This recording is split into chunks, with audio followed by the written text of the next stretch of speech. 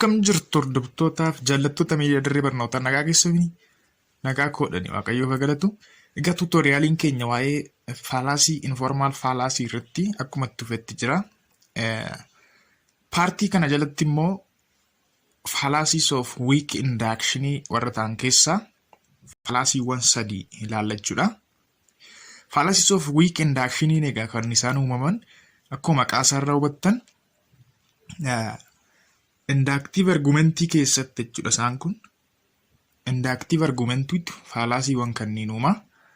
Inductive argumentii keessaayyuu weakii warra ta'an jechuudha, dadhaboo warra ta'antu fallacies of weak induction uuma jechuudha. Fallacyuwwan gosa kana fallacy 6 kan ta'anidha.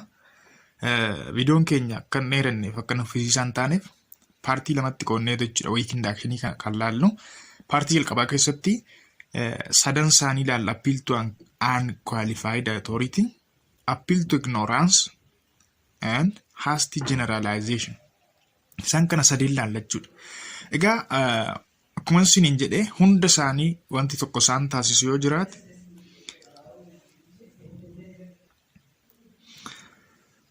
occurred due to weak connection between the premise and the conclusion.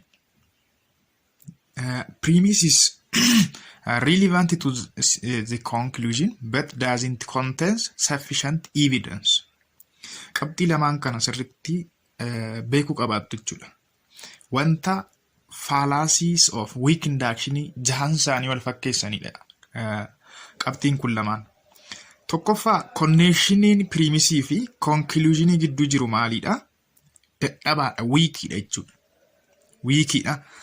Lama immoo premisiin jechuudha relevantidha. Waan isin beekuu qabdan akka fallacies of relevancy irrelevantii miti jechuudha. Fallacies of relevancy keessatti yaadattoota 8 isaanii wanti tokko isaan taasisu premisiin jechuudha conclusioniidhaaf irrelevantidha logically.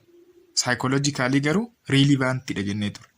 Asitti garuu premisiin conclusioniidhaaf relevantidha. Garuu evidence ga'aa miti kan isaan dhiyeessan. Genuine evidence yookaan sufficient evidence dhiyeessan, ragaa gahaa dhiyeessan jechuudha. Akkuma maqaa isaarraa hubattan ragaa dadhabaa wayii dhiyeessu jechuudha. Kanaaf egaa fallacy'n kun fallacyuwwan 6 of keessaa qaba jennerraa inni duraa appeal to unqualified authority'dha.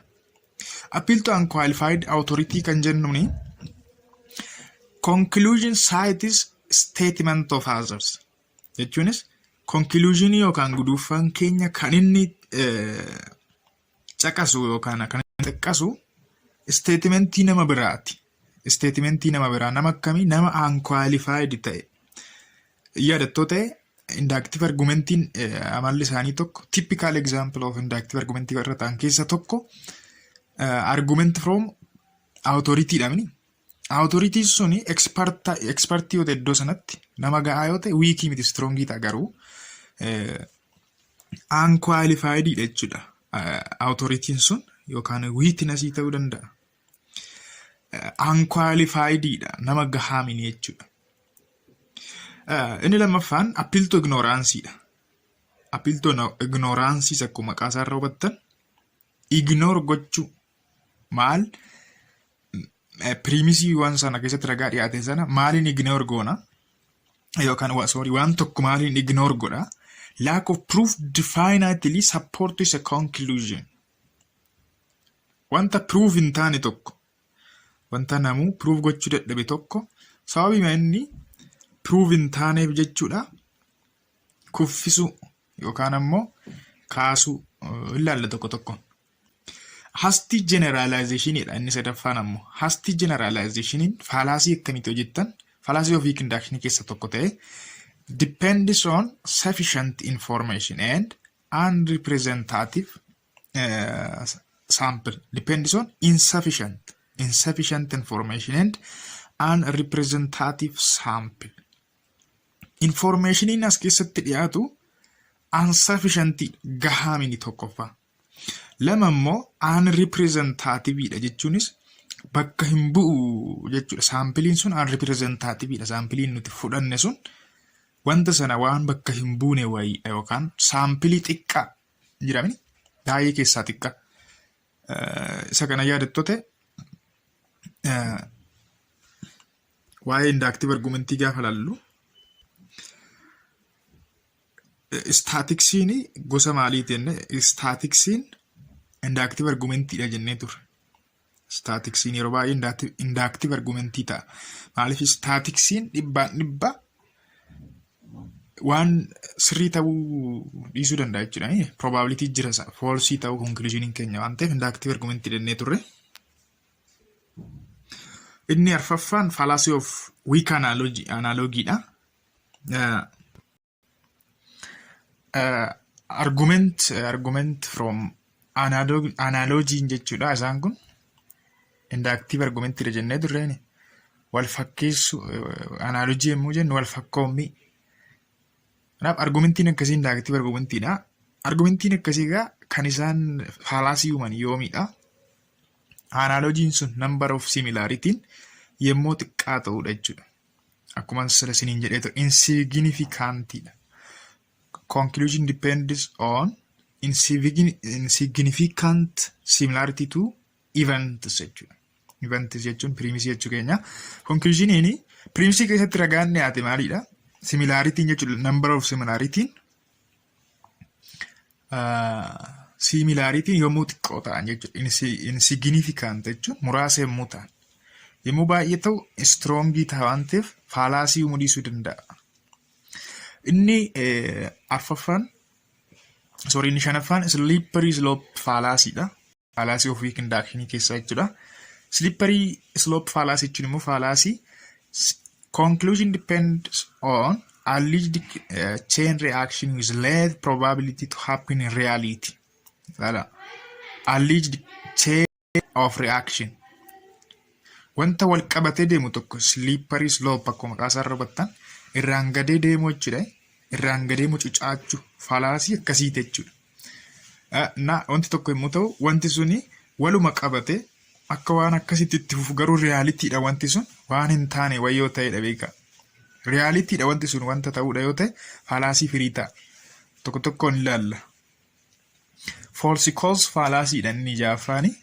False cause fallacy ammoo conclusion depends on imagined causal connection which may not happen in reality. Imagined causal connection. Yaadaan wanta akkasumatti hin yaadne jechuun cause maqaa masaarraa akka hubattanitti causeidha. Sababni wayii jira. Sababni sun bu'aa wayii dhalcha. Garuu sababni sun bu'aa wayii kan dhalchu maal irratti hundaa'etti realityidhaan utuu hin ta'in imaginedidha. Akkasumatti yaadaan jechuudha. Naa tokko tokkoon hin ilaalla asirratti isiniif hin ifa. Amma kallattumaan gara appeal to unqualified authoritytti dabarra. Egaa akkuma isiniin jedhe seensa irratti appeal to unqualified authority fallacy induction keessatti weak induction keessatti uumamudha. Innis kan uumamu an arguer cites a statement made by someone else as evidence for conclusion and that person is not qualified to make such statement. Amas keessa waan lama qabachuu qabaatan yoo xiqqaate jechuudha. Innis argueriin kan inni cite godhu yookaan kan inni caqasu yaada nama biraati, evidensii namni biraa dhiyeessedha jechuudha. Akka evidensiitti kan inni dhiyeessu statementii namni biraa uumedha tokko. Lammaffaa immoo namni suni jechuunis namni inni statementii irraa ergifate suni unqualifiedidha yookaan not qualified. Nama qualified hin taanedha jechuudha iddoo sanaaf witnessiin sun. Qualified yoo ta'e immoo fallacy firii ta'a. Fallacy firii ta'a jechuunis nama iddoo sana madaaluudha. Nama gahaadha yoo ta'e jechuudha namni sun. Weakii ta'uudhaaf unqualified ta'uu qaba. Maddi odeeffannoo sana, maddi ragaa sana jechuudha. Occurs when the cited authority or witness is not trustworthy or reliable. Jechuunis namni argumentii namni akka ragaatti haasaa fudhanne sun jechuudha. Trustworthy yoo ta'e witnesses ta'uu danda'a rageessa. trustworthy yookaan kan hin amanamne yoo ta'e akkamitti amanamuu dhiisuu danda'a yoo jettan karaa sababii kanniinii fi kan hin amanamuu didu. Sababii kanniiniif. Reasons why an authority or witness may not be reliable. The person maaliif hin amanamne yoo naan jettan namni kamtu authority sun jechuudha. Authority yommuu jennu nama aangoo qabu qofa jechuu keenya miti. Witnesses ta'uu danda'a. Church leaderii ta'uu danda'a. Iddoo tokkoo fi authority qaba bakka namni sun. Nitiire akkas jechuu keenya witness. Kanaaf sababiin inni hin amanamneef sababiin tokkoffaan may lack the requisite expertise. Iddoo sanatti expertii nama hin taane yoo ta'e fakkeenyaaf namni ogeessi fayyaa tokko waa'ee seeraa gaafa haasa'u iddoo seeraaf namni sun maal miti expertise miti. Aan fakkeenyaaf ogeessi seeraa yoo ta'e waa'ee fayyaa waa'ee medisiinii utuu haasa'e gahaa miti iddoo sanaaf jechuudha. Kanaaf may lack the requisite expertise yommuu jennu egaa iddoo sanaaf nama gahaa hin taane jechuudha. Expertii nama hin taane.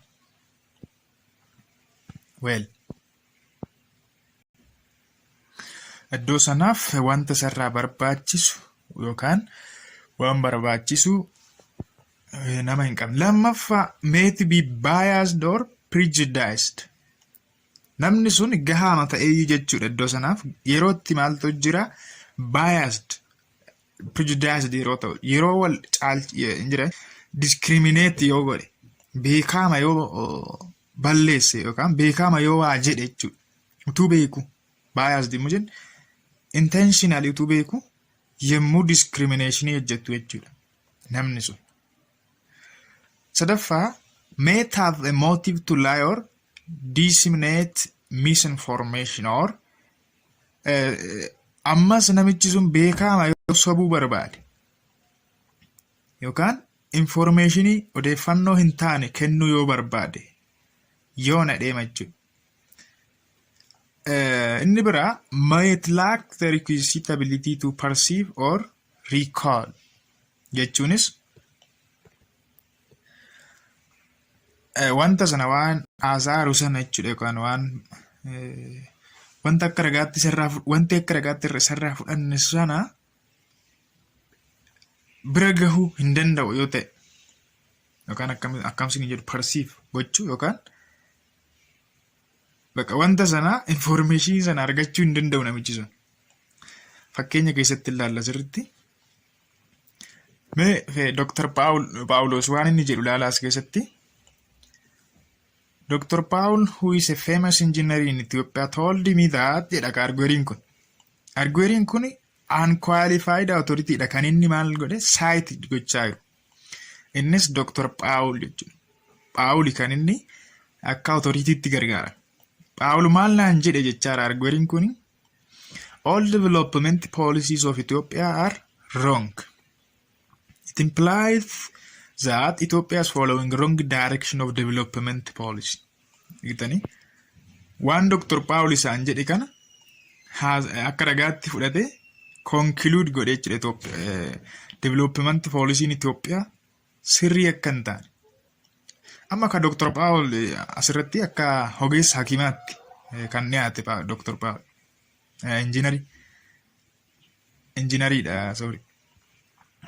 injinariidha. Kan inni haasa'e garuu waa'ee maaliidha? Waa'ee poolisii. Injiinarii maal galcha waa'een poolisii? Development poolisii. Injiinariin hojiinsaa yookaan ekspertiinsaa waan biraadha jechuudha. Mitiire waa'ee development poolisii warra ikoonomiksii, warra maaneejimentii fi fiildiiwwan akkasii warra baratan ilaallata. Malee injiinaroota mini kan ilaallatu jechuudha. Iddoo sanaaf ekspertaayizii miti jechuudha. Namichi sun gahaa miti jechuudha akkuma asitti ilaalla. May lack the requisite expertise.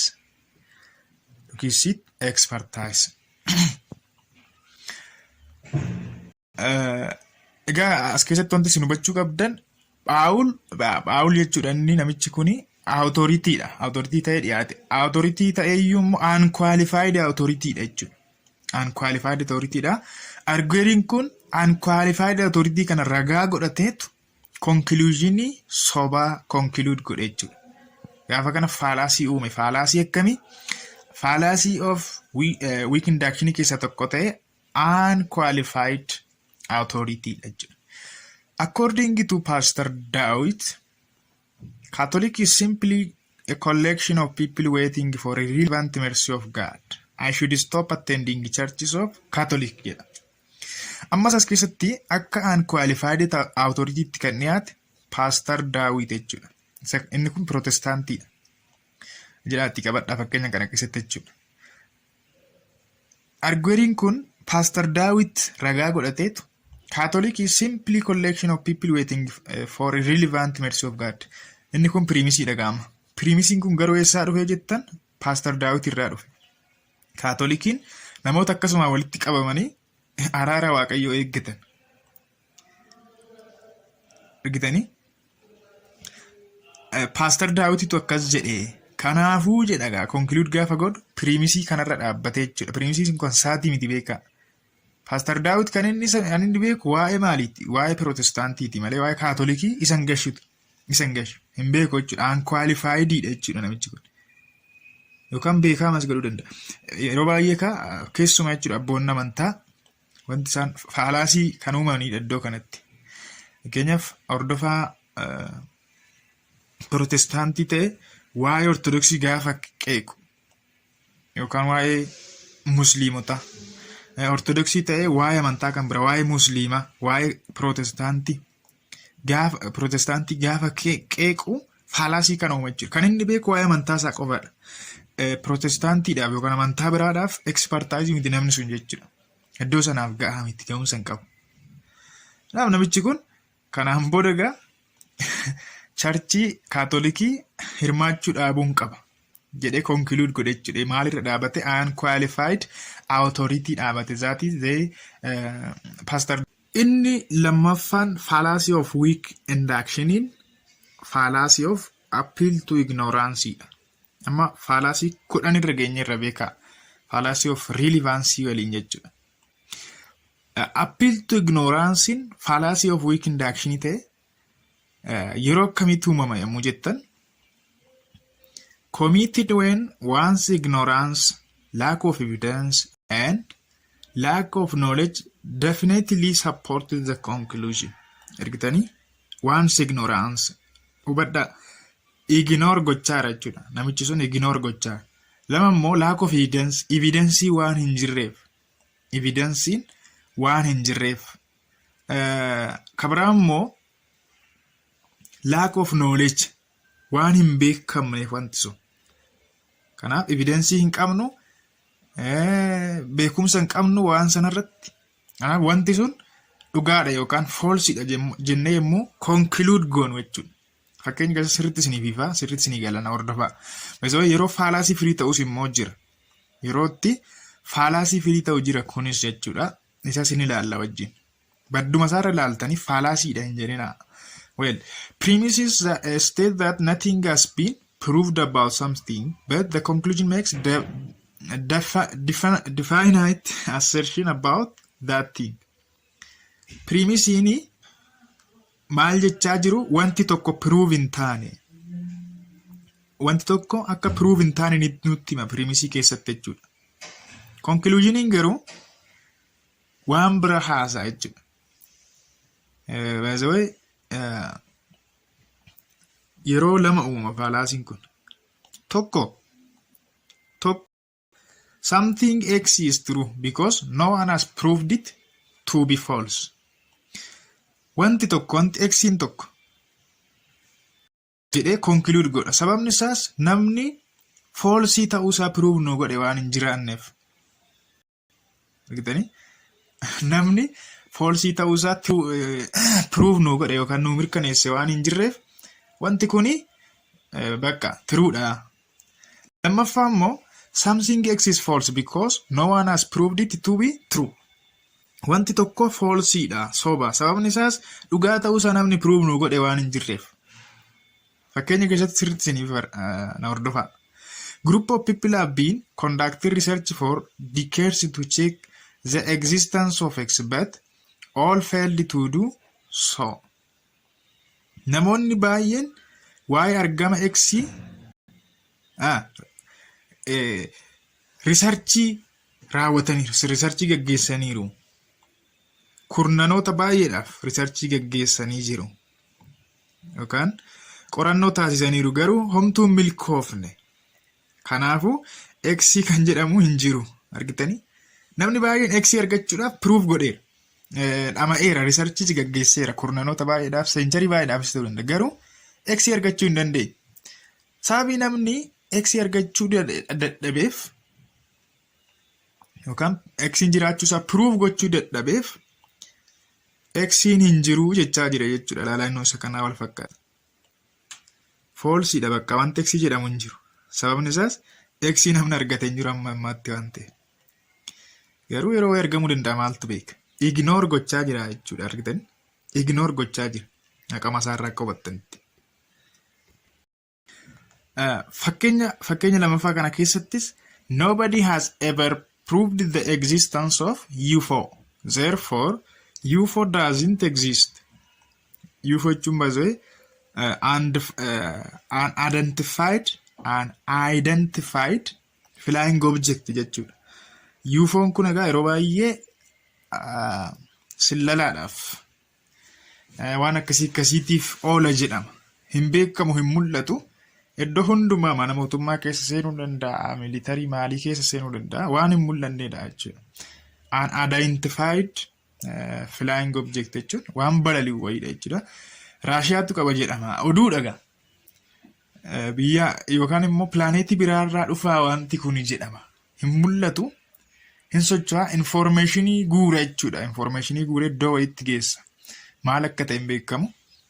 Kanaaf maqaa isaarra iyyuu namatti. Innaa namni baay'een jedhama. Nobody namni kamu eenyullee waa'ee argamuu UFO proof namni godhe hin jiru. Namni nu mirkaneesse hin jiru. Kanaaf UFO wanti jedhamu hin jiru jechaadha jechuudha argitanii. Ignore gochaa jira. Inni kunis isa lammaffaa kanaa wal fakkaata. Isa kana jechuudha. Maaliif X'n falsiidha jechuunis UFO'n falsiidha. UFO'n hin jiru. Sababni isaas UFO'n jiraachuusa namni proof nu godhu waan hin jirreef amma ammaatti. Maaltu beeka namnumti proof gochuu dadhabeedhaaf UFO'n jiraachuu dhiisuu danda'a. UFO'n jira ta'a maaltu beeka namatu proof gochuu dadhabe malee. Fallaasiidha jechuudha inni kun. People have been trying for centuries to prove the claims of astrology and no one has ever succeeded. Therefore, we must conclude that the claim of astrology is true. Namoonni kun isa kanaan wal fakkaata jechuudha inni isa duraa kana. Yeroo lama uumama isiniin jedheera. Yeroo tokko yeroo akkamiiti wanti X jedhamu tokko tiruudha. Sababni isaas foolsii ta'uusaa namni proof nu godhu waan hin argamneef. Amma gaasitti namoonni baay'een jaarraa baay'eedhaaf astroloojii disproof gochuudhaaf maal godhaniiru? Dhama'anii jiru. Garuu disproof gochuu hin dandeenye.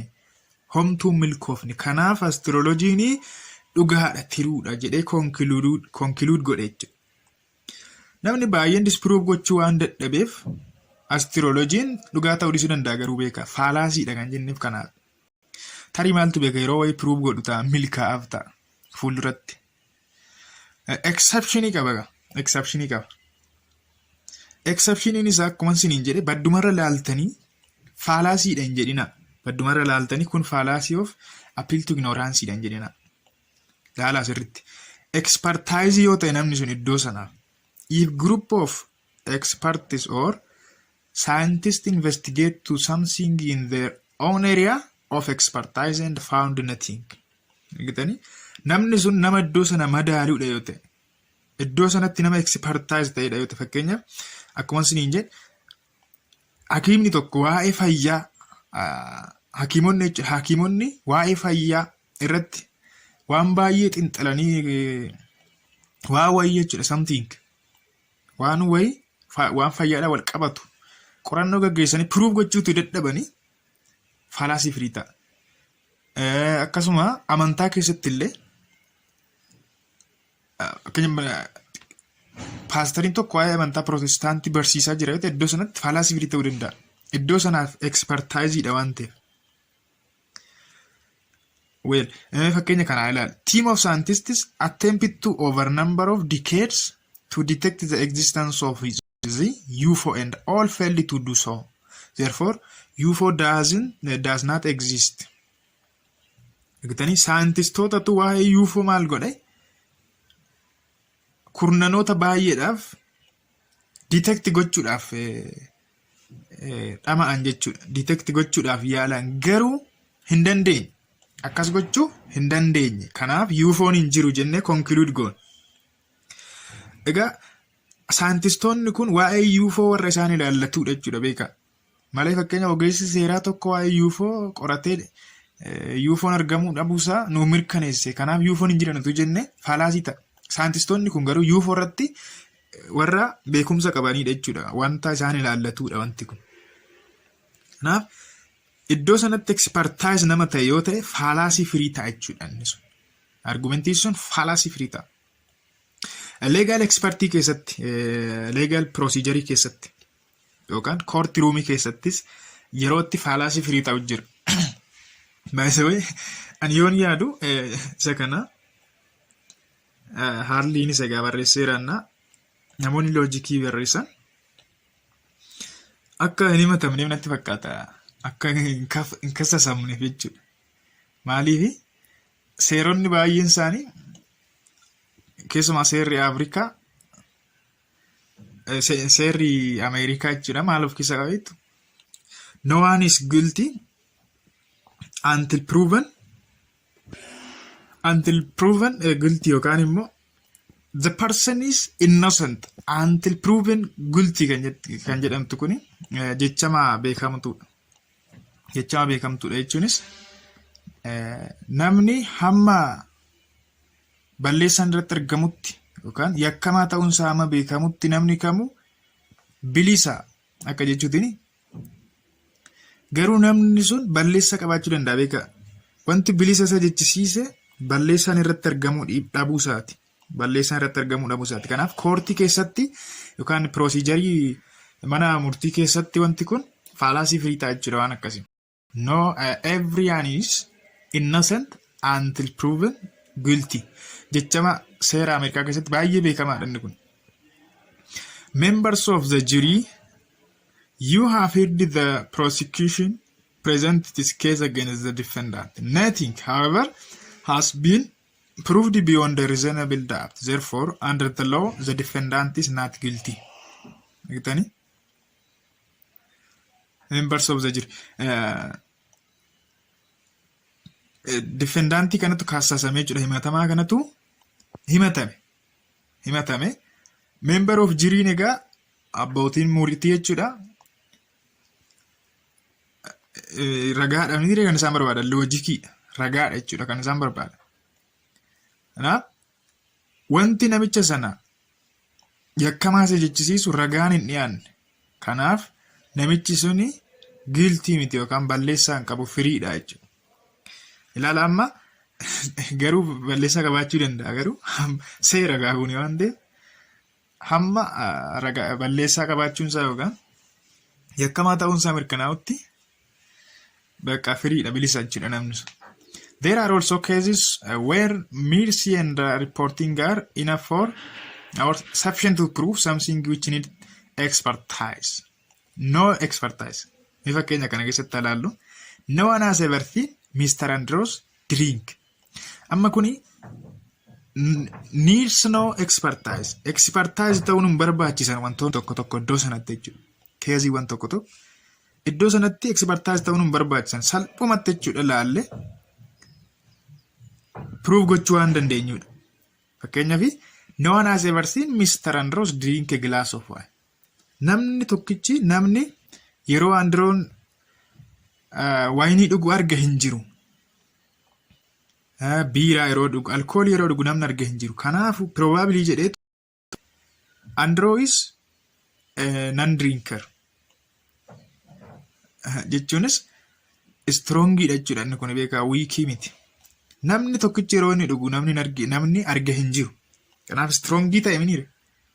Ekeleen akkanatu godhu namni arga hin jiru. Kanaaf ekelee waan akkanaa hin godhu. Yoo jennu faalaasii firiidha jechuudha. Faalaasii firiidha. Kanaaf exceptionii sadeen kana qabachuu qabaattanii exceptioniin jalqaba nama iddoo sanatti expertise ta'e yoo ta'e faalaasii firii ta'a. Lama koorti ruumii keessatti yoo ta'e namni tokko balleessuunsaa hamma ragaadhaan mirkanaa'utti firiidha not guilty jenne. Sadaffaa immoo keeziiwwan tokko piruuf gochuu yookaan ekspertii qabaachuu nun gaafatan akkanumatti baddaama isaanii ilaalle prima facie baddaama isaaniirra ilaalle waan akkanaati jechuu hin dandeenya jechuudha. Baay'ee gaariidha. Hasty generalizationidha. Fallacy of induction inni sadaffaan jechuudha. Hasty generalization ergaa maqaa isaa rakkoo ottan saampiliidhaan waa wal qabatudha. Saampiliidhaan wal qabatudha staatiksii keessatti jechuudha. Saampiliin kun maal ta'uu qaba akkuma seensarratti jennu insufficient information kan qabuu fi unrepresentative sample kan inni immoo fallaasiin kun conclusion kan inni irratti based ta'u maal irratti insufficient information irratti information kan odeeffannoo gahaa hin taane. Lama immoo saampiliin keenya yommuu unrepresentative ta'e jechuun saampiliin yoo xiqqaate fa'aa saampiliin wanta hawaasa sana yookaan wanta nuti qorannoo irratti gaggeessinu tokko wanta bakka hin buune yoo ta'e fa'aa yeroo lamadha. Tokko yoo xiqqaa ta'edha. Saampiliin yoo baay'ee ta'e akkuma jenne strongii ta'a. Strong inductive argumentii ta'a. Yeroo sana wiikii miti waan ta'eef fallaasii firii ta'a. Saampiliin baay'ee yoo ta'e yoo xiqqaate fallaasii uuma guddaa ta'e kan baay'ee ta'eeyyuu yoo randomilee jechuunis akka inni itti funaanname sun sirrii miti yoo ta'e selected yeroo funaannamu san randomly miti yoo ta'e jechuudha kan funaanname baay'aazii qaba yoo ta'e jechuudha karaa biraati. Occurs when there is reasonable likelihood that sample is not representative of the group.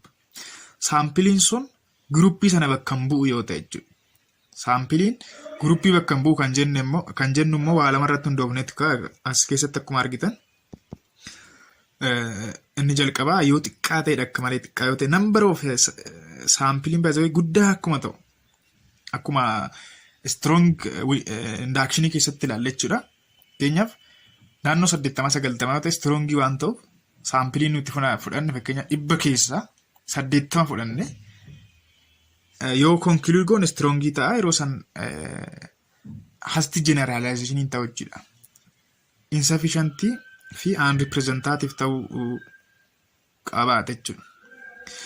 Unrepresentative yommuu jennu fakkeenyaaf waan akkamii fa'aa hammata beektu fakkeenyaaf waa'ee hakiimotaa qorachuuf kaane hakiimota ganda tokko keessa jiranii qorachuuf kaane waa'ee barattoota saampiliin nuti fudhanne yookaan immoo hakiimonni naannoo sana hin jiran yoo ta'e baay'inaan jechuudha. Ganda nama 5,000 keessaa hakiimota 2 jira ta'e baay'ee rakkoodha jechuudha.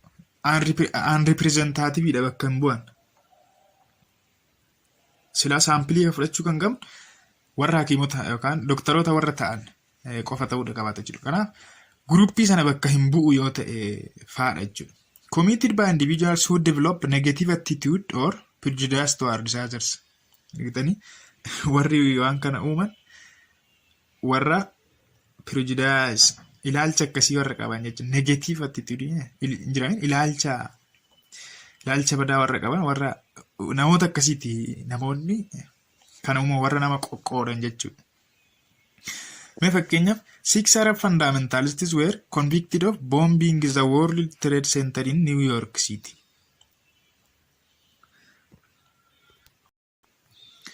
The message is clear. Conclusion jechuudha inni kuni. The message is clear. Arabs are nothing but pack of religious fanatics prone to violence. Laala keessumaa amantaa keessatti inni uumama warra amantaa warra keessumaa amantaa nama biraa mormu tokkoon yeroo baay'ee jechuudha. Nama muraasa irra dhaabate sababii nama muraasa sanaan amantaan sun sirrii akka hin taane yeroo conclude godhe. Amma arguriin kun wanti inni faalaasii bakki inni itti uume laala Arab fundamentalistii jahadha kan inni akka saampiliitti fudhate nama jahadha. Jechuunis akraarota amantaa musliimaa jechuudha. Warra musliimota nuun ofiin jedhan nama jaha fudhateetu maal jedhe bombing the World Trade Center New York City. New York City kana keessatti giddugala daldalaa jechuudha. Giddugala daldalaa addunyaan jiranii yeroo isaan balaa dhaqqabsiisan yookaan yeroo isaan boombii darbatan qabaman jechuudha namoonni kun.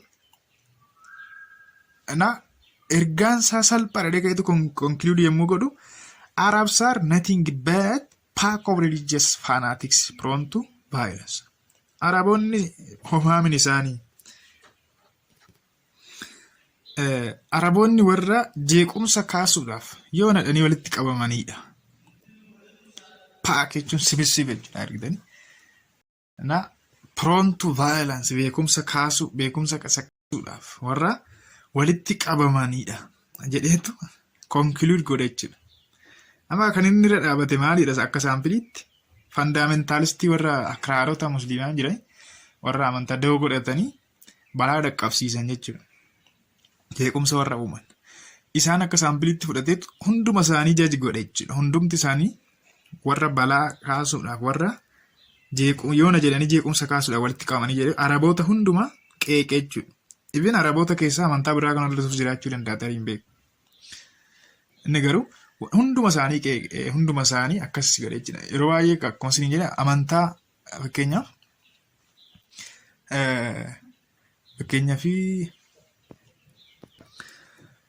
ekelee kaleen ikkoo paastarii kaleen yookaan raajii kaleen akkasiidha. Kanaaf amantaan pirootestaantii wanti jedhamu kun sirrii miti. Darbee immoo sheek kaleen ikkoo xonqaayidha. Qeesii kaleen xonqaayidha. Kanaaf amantaan ortodoksii sirrii miti. Namoonni jedhan jiran Hasty generalization fallacy uumaa jechuudha. Maaltu dhibee namni muraasni dogoggoreef amantaan sun sirrii ta'uu dhiisu. Sirrii ta'uunsaa isaa wanti beeknu hin jira jechuudha. Kanaaf fallaasii akkasiitti uumama jechuudha. Ulfaadhaa galatoomaa waan tokko si yaadachiisaa asumaanii telegiraam chaanaaliin miidiyaa Dirree Barnootaa jira jooyin godhaati fallaasii afaan Oromootiin dookimentii wayin jira achirraa buufachuu hin dandeessu jechuudha. Fallaasii afaan Oromootiin PDF gabaabduun tokko hin jirti. Dubbifachuu hin dandeessu buufattanii. Dirree Barnootaa kan jedhu telegiraama jechuudha. Piinis ni godhas koomentii jalatti liinkii sana hordoftanii seenuu dandeessu. Telegiraama irratti baay'ee wanti gadhiifamu odeeffannoo dinqisiisoodha. Odeeffannoo dinqisiisoo saayinsiidhaan wal qabatu fayyaadhaan waan adda addaatiin wal qabatu odeeffannoowwan dinqisiisoo yeroo yerootti gadhiifama jechuudha. Kanaaf ulfaadhaa galatoomaa asuma irratti goolabna jechuudha har'aa fi tuutoriyaalii keenya miidiyaa Dirree Barnootaa YouTube chaanaalii keenya subscribe warri hin goone subscribe godhaa maatii taasisaniin jedha. Yaada jalatti immoo waan isinitti dhagahame barreessaa nu jajjabeessaa like comment godhaa ulfaadhaa galatoomaa bye bye.